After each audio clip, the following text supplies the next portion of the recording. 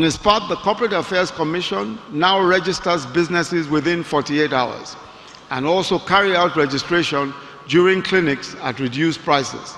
So we take the Corporate Affairs Commission, we move the Corporate Affairs Commission around so that they're able to see for themselves what difficulties people go through in registering businesses. This is what has led us to correct the time it takes to register businesses in Nigeria. And it's a constant check. Just last week, I was on the phone with the director responsible for registration of companies and letting him understand some of the problems that people were experiencing. We want to be extremely hands-on on business regulation in Nigeria so that small businesses can have the very best service from our regulatory agencies. A regulatory agency must not be an obstacle. They must be facilitators of business. The Nigerian Export Promotion Council and the Standards Organization of Nigeria have both slashed their charges on various products and services just to support small and medium-scale enterprises.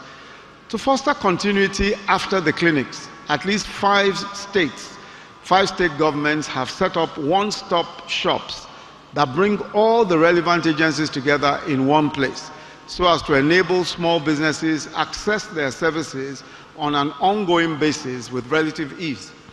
Another idea emerging from the clinics is the establishment of shared facilities for MSMEs based on partnerships between the federal government and interested states. The Bank of Industry, and you will see that the Bank of Industry is one of the major facilitators of all of these services. The idea is that the MSMEs that do not have the financial capacity to buy their own equipment should be able to walk into a fully equipped cluster-style facility and pay a reasonable amount to use such equipment.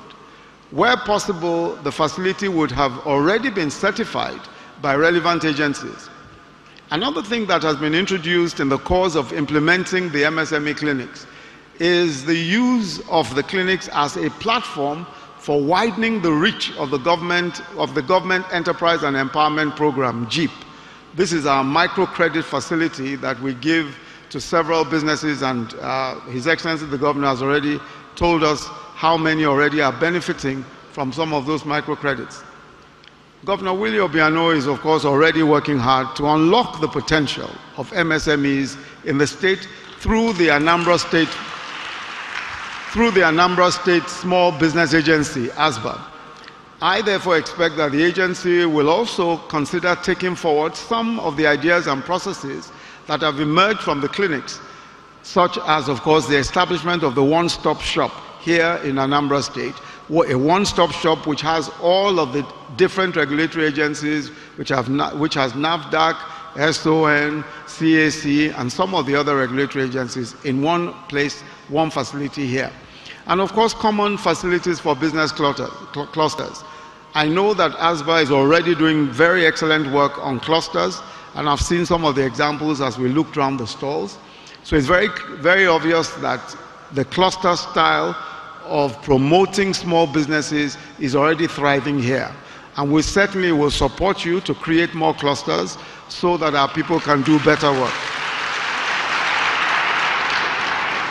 In rounding up, let me state that the partnership between the federal government and Anambra State is not limited to just national MSME clinics.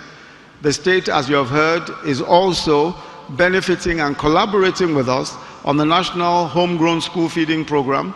And of course, as you've heard, the government is already feeding, the federal government, in collaboration with the state government, is already feeding over 103,000 school children, engaging almost 1,004 cooks in several schools, over 1,000, I believe over 1,600 schools across Anambra State. Empower, as you've seen, and there's so many Empower beneficiaries here, is also working with young graduates and creating opportunities for young graduates to be engaged. But this is not, when you look at what we're trying to do with Empower, we're trying to refine the Empower program such that it is not just about earning a small amount of money every month or teaching or agro-build.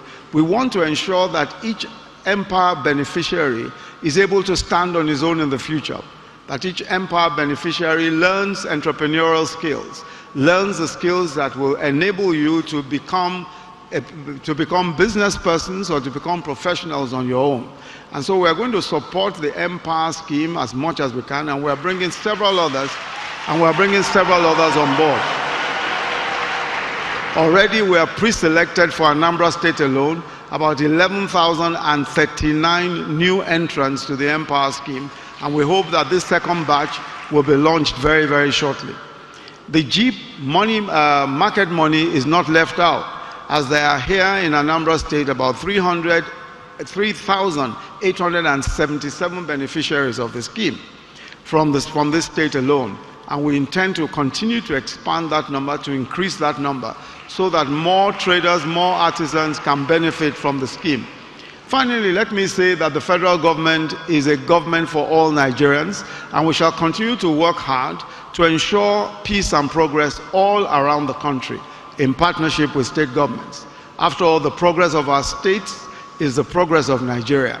Indeed, Anambra State progress is Nigeria's progress, and I'm very, very happy to see that there is incremental progress every time that I visit this state. We see new things happening, we see much more progress, and we see peace. So again, I'd like to thank Governor Willie Obiano for his warm hospitality, and the good people of Anambra State for always being so warm and always being so welcoming. God bless Anambra State. God bless the Federal Republic of Nigeria.